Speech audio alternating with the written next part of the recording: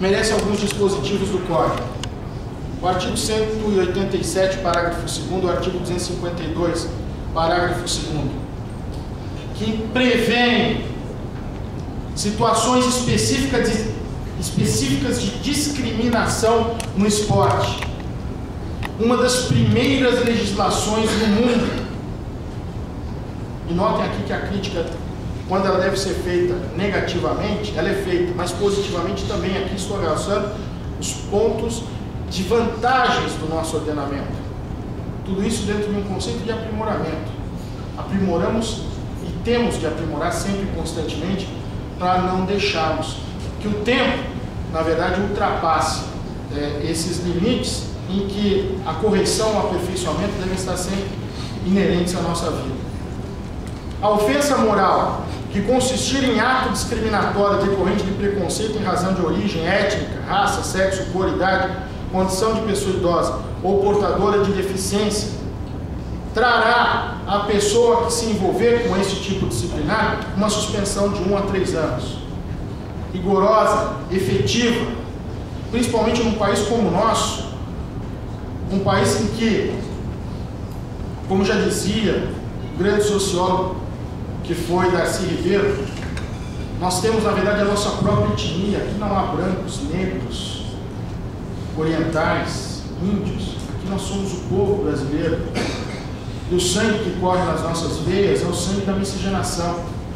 É totalmente descabido e sem lugar vislumbrarmos, ainda mais no esporte, oportunidade ou campo para situações de discriminação.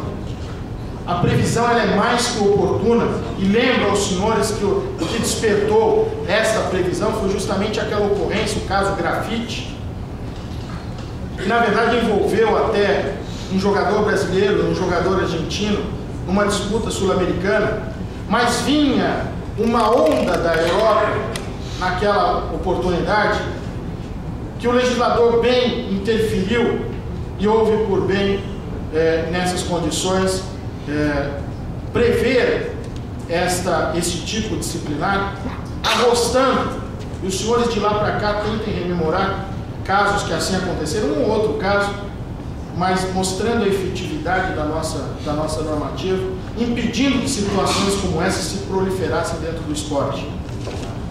O artigo 190 e congêneres, manifestar-se de forma desrespeitosa ou ofensiva contra ato ou decisão de entidade de administração do desporto e da justiça desportiva.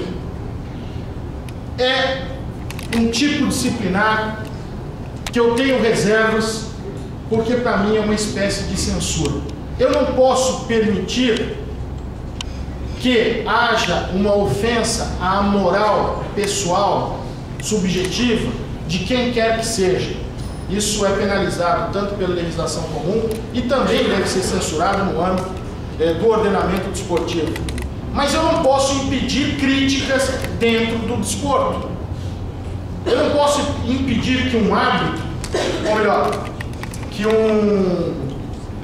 um treinador possa se manifestar sobre uma decisão do árbitro, desde que seja feito em termos coerentes, desde que seja feito em termos equilibrados. Agora, dizer que qualquer manifestação contra uma decisão do árbitro, contra uma decisão do tribunal, contra uma decisão de um dirigente desportivo, pode levar a esse tipo de punição, é querer voltar ou repristinar a censura que já desde o final da nossa ditadura nos deixou e deve nunca mais ser exemplo ou experiência no nosso país.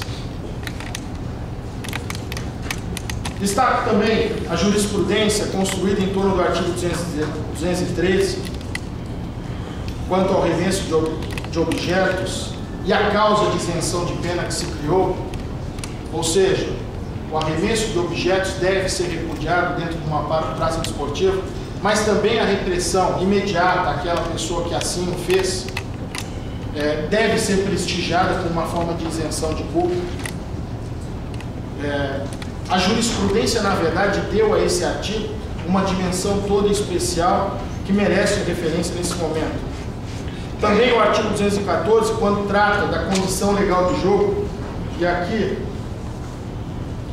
é um entendimento que já tinha sido desenvolvido pelo Dr. Marcílio Krieger sobre condição legal de jogo, corresponder não só à papelada em ordem, digamos assim, vulgarmente considerada, mas condição legal de jogo é poder o atleta disputar uma determinada modalidade porque em condições ideais de saúde.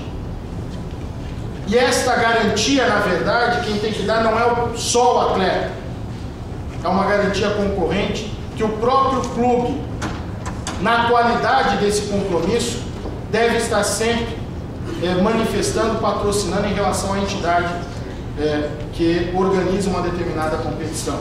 O caso Serginho, do São Caetano, foi um exemplo típico, pelas consequências depois que redundou no desenvolvimento de várias medidas tendentes à preservação daqueles que fazem o espetáculo esportivo, aqueles que têm que efetivamente ter a sua incolumidade garantida acima de qualquer coisa.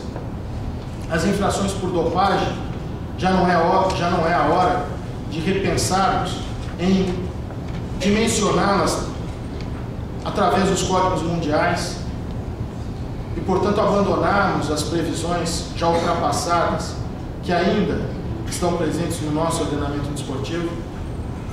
E o artigo 253, parágrafo 2º, que é também uma disposição de justiça, não de justiça de talhão, mas, antes de mais nada, de uma justiça concreta, em que, na hipótese do agredido permanecer impossibilitado da prática da atividade por força da agressão sofrida, o agressor também ficará com a possibilidade, até a recuperação do agredido, de voltar à prática suspensa, voltar à mesma prática suspensa. O que, na verdade, está para ser uma medida mais no sentido de desestimular a agressão do que de controverter a essa própria penalidade. Enfim, esse é um tema muito vasto, um tema que desperta paixões, e eu espero, nesse pouco tempo, ter tido a possibilidade de passar aos senhores algumas impressões da análise da nossa legislação, críticas positivas e algumas negativas, mas no sentido de um aperfeiçoamento do nosso ordenamento, mas, no fundo, esperando ter contribuído um pouco para o conhecimento dos senhores. E eu agradeço a atenção dispensada por todos. Muito obrigado.